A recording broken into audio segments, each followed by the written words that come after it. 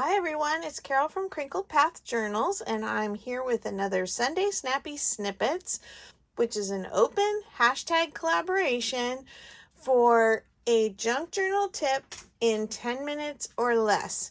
Anything related to junk journaling. It can be how you store ephemera. It can be something simple that you can make for a page. It could be a list of your favorite ways to use an item that we all have on hand. I hope you jump in. Let me know if you'd like to be a part of this collaboration and post on a Sunday or close to it your 10-minute or less tip. Let's jump in. Today's tip is what I'm going to call split pocket, and I have already cut these things in half. But you'll get the idea.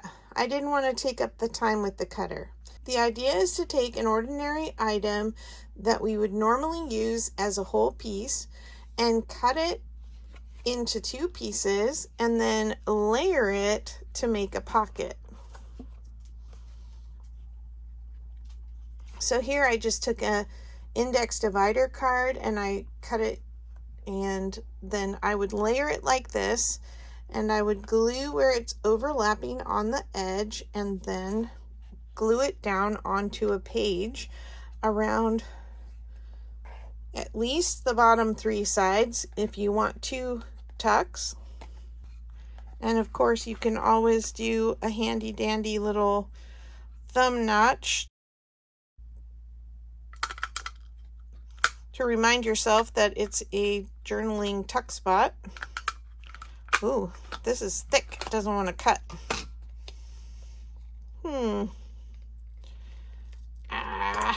Well, that's not fancy. You get the idea though. It's just because this is manila.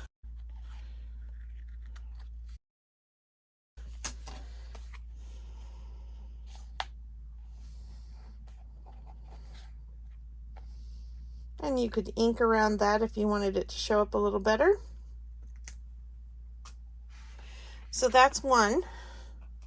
Let's look at some other things we could use.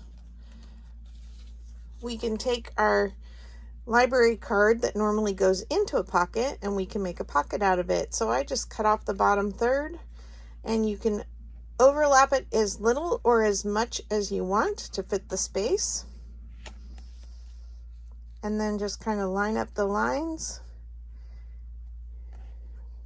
Again, you're going to glue it together and then glue down both the pieces along the edge, and then you'll have a little tuck spot here. The reason I had this idea is because I used it in my natural dye journal, and I did it with let me grab it, little field guide with flowers where the description is the pocket. And then you can do this with these rip apart tags too.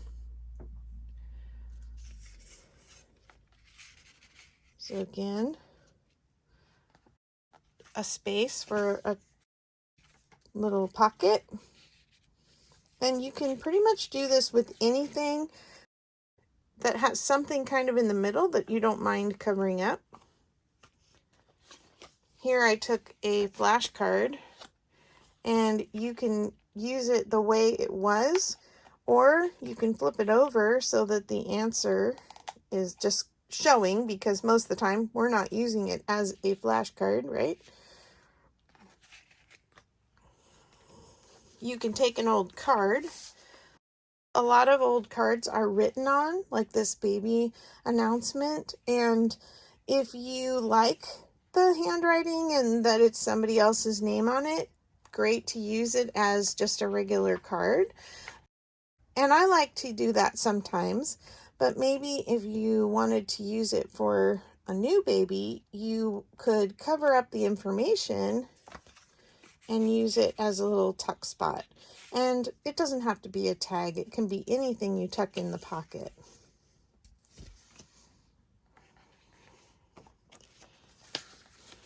I also have a book page. Normally the book page is like this. This is from one of the Hallmark little gift books, but I thought it would be fun to use all this white space to make a pocket. So I would glue it down like that and then use a card or a tag or something in there. And then the last example I have is a little coin envelope, and this you could do a lot of things with. So I pretty much cut it in half.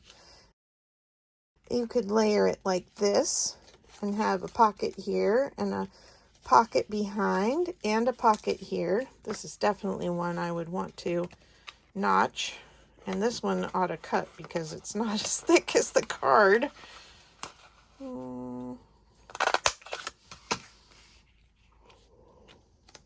We could notch this one too.